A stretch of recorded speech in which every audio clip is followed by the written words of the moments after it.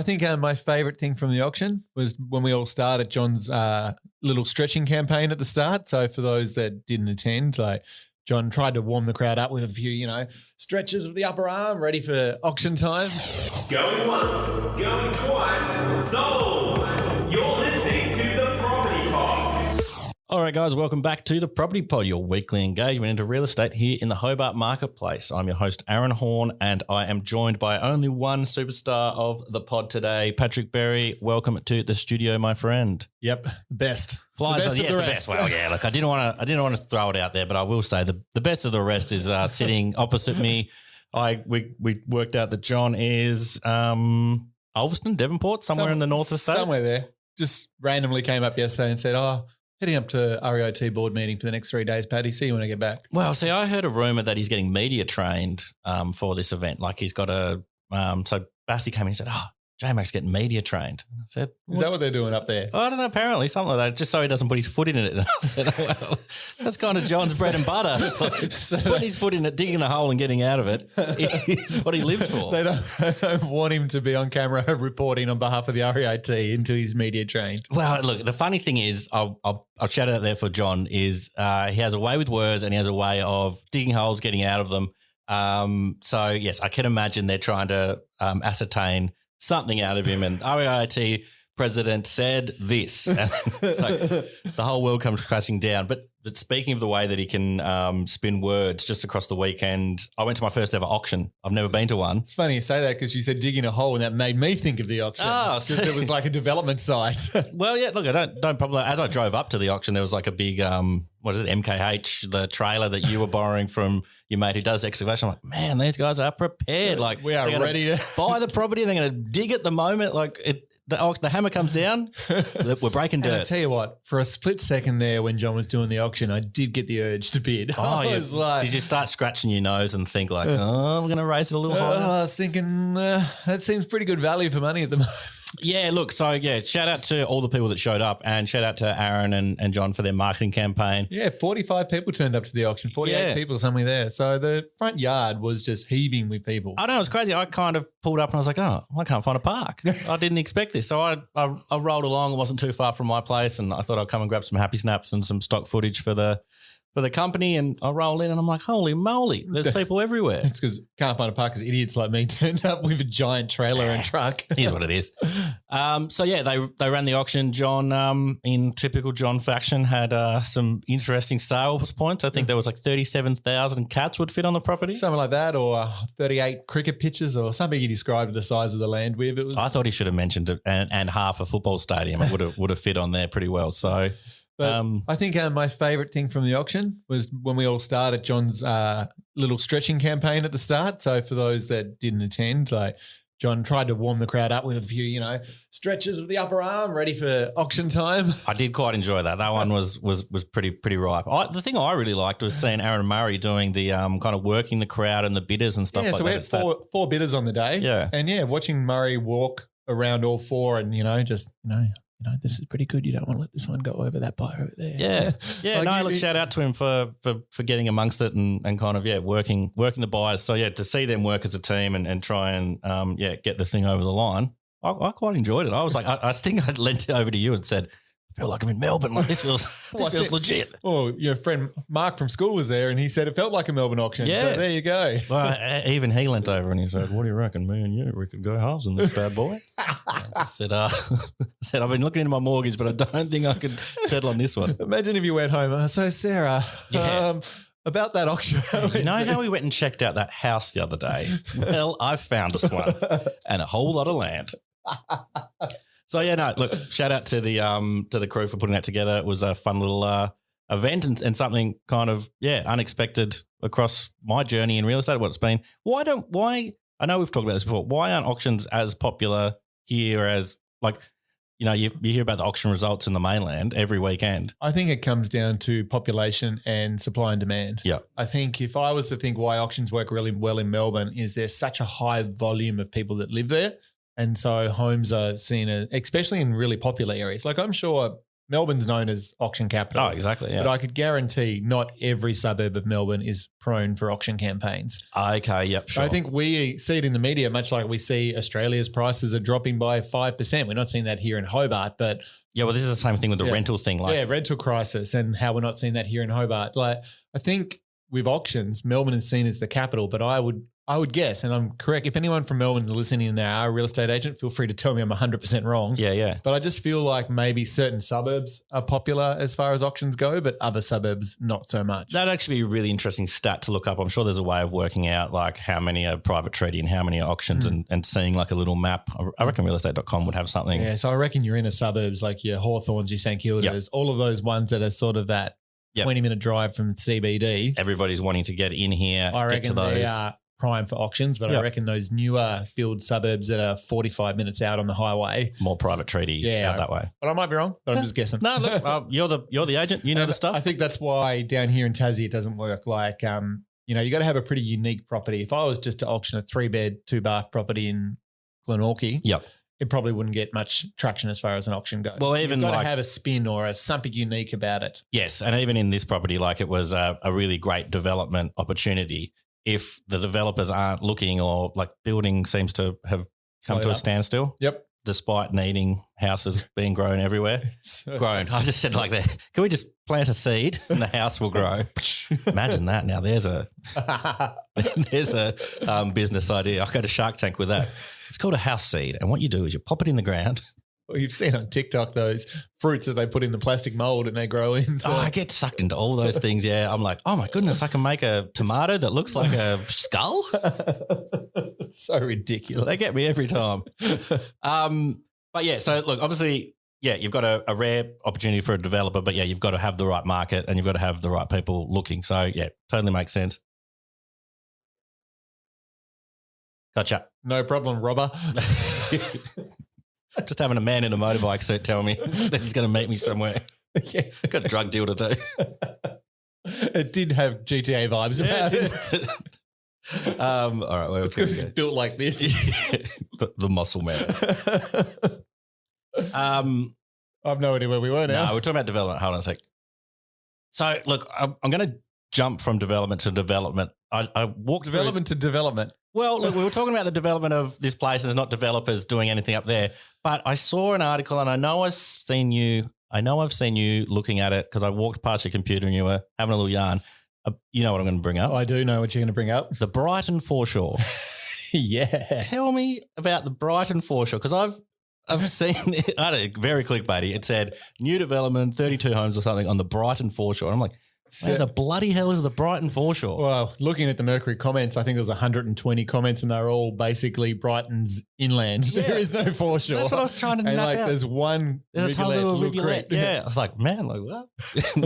If you can sell that, you can sell anything. Look, the Mercury, they're all about clickbait these days. They've got to convince you to open up the article, but the Mercury is referring to Bridgewater, not because they're idiots and don't know the difference between Bridgewater and Brighton. Yeah. But Bridgewater falls into the Brighton municipality. Okay. So it's like saying Mona is in Glenorchy. Technically, it's in Berridale, but it's still in the Glenorchy City. Yeah, the city council. of Glenorchy. Yep, in that So catchment. I guess that's how you sort of look at it, and it sounds more impressive, I It guess, to just say like- Brighton than Bridgewater in the article. It was so perplexing. And yeah, as Pat's mentioned, it's inland for anybody that's not in the area. So this, tiny little town inland and then this foreshore idea. But looking at the plans, looks pretty cool. Yeah, so it's a buckload of units. Oh, I think it's 3-bedroom and 1-bedroom apartments they're building in this complex, offering 53 car parks as well as for off-site parking. So Yeah. it looks like a really good development and a really good opportunity to get a huge amount of volume of homes. And with the the Bridgewater Bridge being redeveloped and planned to be finished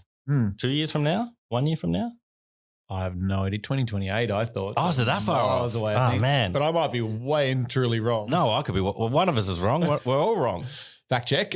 But with that coming in and that kind of speeding up that transition from outer city to inner city could definitely raise prices in that area. You'd expect it would have to. Like, look at Rokeby compared to what it was 10 years ago. That Glebe Hill estate being built and sort of coming up to the Rokeby-Clarendon Vale border has just shifted that whole area as well.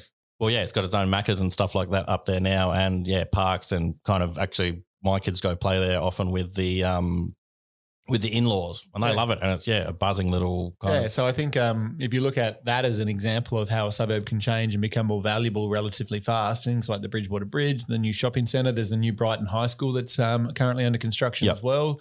All of those, and that's actually in Brighton, not in all of those things are things though that are going to grow that area and improve the value in that area over time. All right, so we're good on the segues today. Now, this is where I want to – you're talking about prices growing in this area. Yeah. I'm talking about another Mercury article, which we were going to talk about last week. You're going to be able to pull the stats up on it for me. But literally it was saying the fastest growing – anyway, the button point on it is a Bridgewater home was worth $1 million. Could be worth $1 million in 5 years' time. I think that's what it was. Cut to a commercial. Why quickly bring up this? Well, while you're bringing that up, again, it came across the desk of my understanding of it is the amount of growth that's been happening. This is from PropTrack. The amount of growth that's been happening in the past 5 years. Mm-hmm. If you were to extrapolate that into the future, homes in Bridgewater could be worth up to $1 million. And that's the argument.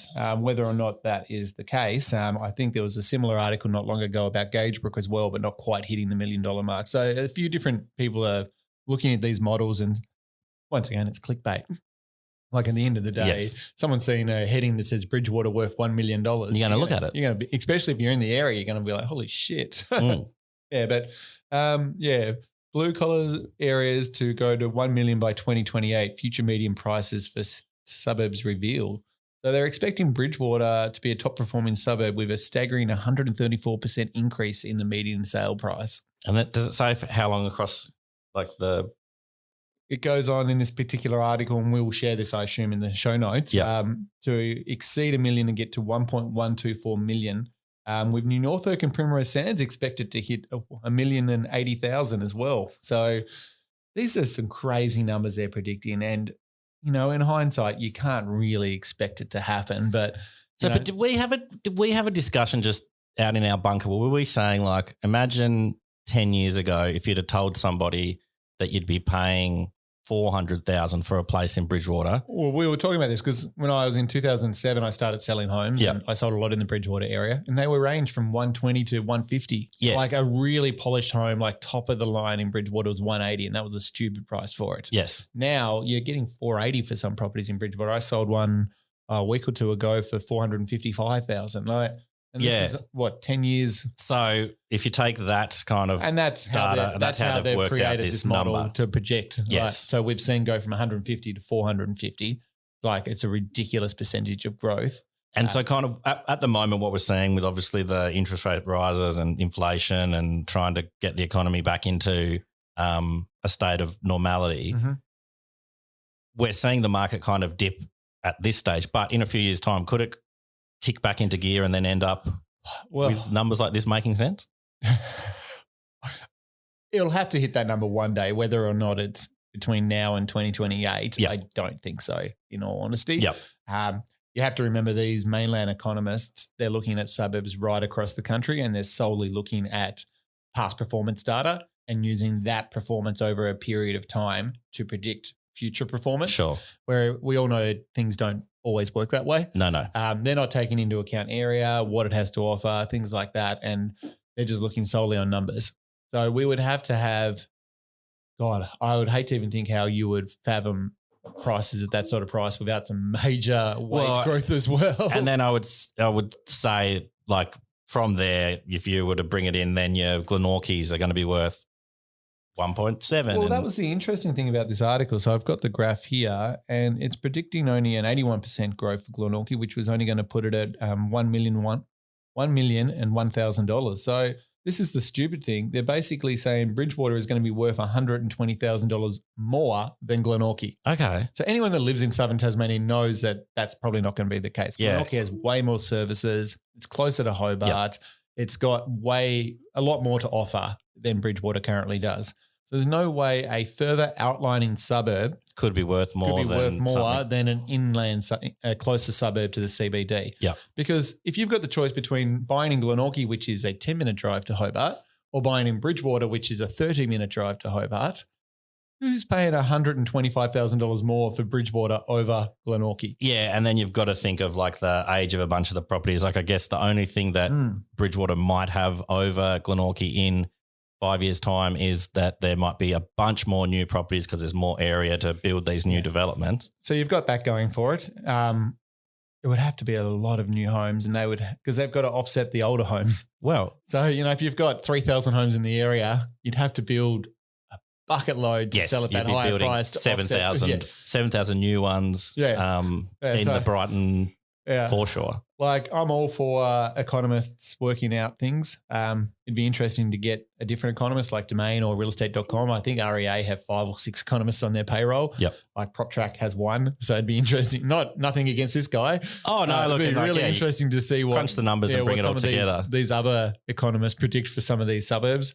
Because, it to me doesn't seem viable. No, look, it's I think there will be growth there. And I think if you are a long-term investor, then buying in the area now, you wouldn't lose money.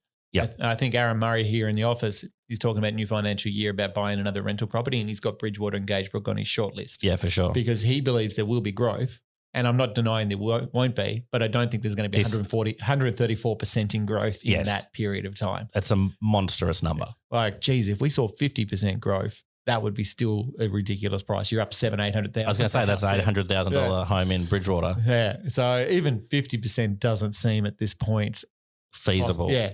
But who knows? Look, the numbers don't lie. It'd be interesting to see what happens. It's very exciting. The bit that I just can't get my head around is how this same report hasn't predicted Glenorchy to increase more than that. Yeah. Like, I get that they're saying Glenorchy's already higher in value, so therefore it doesn't have as far to grow. Yep. I understand that, but I still can't understand how a suburb that's closer with more features cannot be worth more than an outlying suburb. Yeah, so I guess the way that you've got Glenorchy already as a hub of excitement and things happening. Like, obviously we live in the area, so we're going to be talking it up sort of thing. And Bridgewater is being growing. Getting there. Like, they have got some really good community events happening out there, and they've got some really strong drivers out there that are getting things up off the ground. I think the Winter Feast thing, remember last year we had the crew from the Kudalana Collective come in and talk up their Winter Feast. I think that's coming along later this month. And in the Bridgewater community. In the Bridgewater area, yeah. They also do a really good Youth Week event that we're always part of as well. So there are some really good community events happening.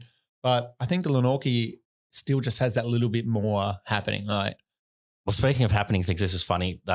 And kind of the flannelette curtain. I was just on the weekend. Did you head along to that To the North festival, the market? I did, and I froze my backside off. Far out, it was cold. But, all right, so anyone out there, To the North is in its 3rd year of running. It's run by the crew that do St. Albie, and it's in Moona. It's just along Albert Road. They had a market. I think it started off with like 20 stalls. Last year was 40 stalls. It was up to about 80 stalls this year. I went along. It was a hive of activity. There was things happening everywhere. So you got there a lot later than I did. I was there at 8:30, 9 o'clock, and it was a good crowd, but it felt empty. So I saw photos that you took later. Heaving. So I went at 8:30, grabbed some coffee and a breakfast before I went off to BMX racing. And had some Filipino breakfast. Yeah, I did. But I also had a toasted sandwich from the toasted sandwich shop. Yeah. And that took nearly 15 minutes to get. I would hate to think by the time you got there how long it was taking to get a toasted sandwich. Wow. We tried to get donuts, and they were actually they were like, it's about 30 minutes away off just for the fryer to do all the donuts. Jeez. So I said, Jack, we might have to go get an ice cream. Well, we might have to stop at Coles. Yeah, something like that. But that being said, got a coffee from the crew at Sage and Lily. That was delicious. And it was just a cool little event in this hub. I actually had to explain to Jack. I said, we're going to this market. And he said, supermarket. I said, no, outdoor market. What? It doesn't have a roof? I was like, no, mate, this one doesn't have a roof. This is out in the open and you get to walk on the road. And knowing how much he loves garbage bins, I got to see every single garbage bin at this event. And don't you worry, there was no rubbish on the ground. There was piles and piles of rubbish in red bins, green bin, yellow bins. They were all covered. So anybody that needs to know about waste management in and around Moona and Glenorchy, Jack's your man. Jack's your man. So don't you worry about that. No, I think the guys did a great job. I love how this event keeps growing each year, and it seems to get bigger and better each year. I'd love the fact that it also brings a lot of the local businesses in on it as well. So there's that nice crossover. A lot of it seems to be things from within the community itself. Yeah. No, the crazy bit of it is that it's kind of that little hipster side of Moona, which 10 years ago or before the flannelette curtain kind of moved, wasn't hipster. It was kind of more your boomer market. The amount of young people I saw with hip hats and but just keep in mind, I think Moona's going to be worth less than Bridgewater in another 5 years. Well, look, that's kind of that's the bit I don't get. Yeah, that's the bit I don't get. So it's very interesting that's where we're going. Very nice, way of popping that together, Pat. Yeah, appreciate that. No problem, mate. I think that's all we got time for today. We don't have John to kind of spin his wheels and give us time to think about what we're actually saying. We're really under the pump. Yeah. So good luck up north. I know you're in the Miami of Tasmania, Ulverston, because your dad's over in Miami at what's the event? He's at a real estate event in Miami. Chris. Yeah. I don't know what the event's called. No. Oh, well, he's over there doing that. So the McGregor boys are out and about in the Miamis of their respective areas. Yep. They're just learning about real estate and getting it done. And hopefully J-Mac will be back on the mic next month. Because I'm not counting this month. No, you never know. I realised I meant to say next week. No, you never know with that guy. But let's he'll be honest. media trained. He'll come in and he'll be just like, boys, I'm not allowed to say that. I'm not allowed to say this. These are the, and it'll be like, yeah, it's just a good team effort. We jumped in and I don't want any individual accolades. It was all just about the team. So, thanks, J-Mac. Yeah, appreciate that. I can't wait to see him on the mic next week. Looking forward to it. All right. Thanks, guys. That's Property Pod for another week. Ciao. Bye. I think that flowed pretty well. You have been listening to the Property Pod, recorded and edited by 414 Media House in conjunction with 414 Property Code. This podcast is general information only, and the thoughts and views expressed is the opinion of our panel, and listeners should always seek then use their own investigation into any topic we discuss to ensure they fully understand their own situation. It does not constitute and should not be relied on as purchasing, selling, financial or investment advice or recommendations, express or implied, and it should not be used as an invitation to take up any agent or investment services. No investment decision or activity should be undertaken on the basis of this information without first seeking qualified and professional advice.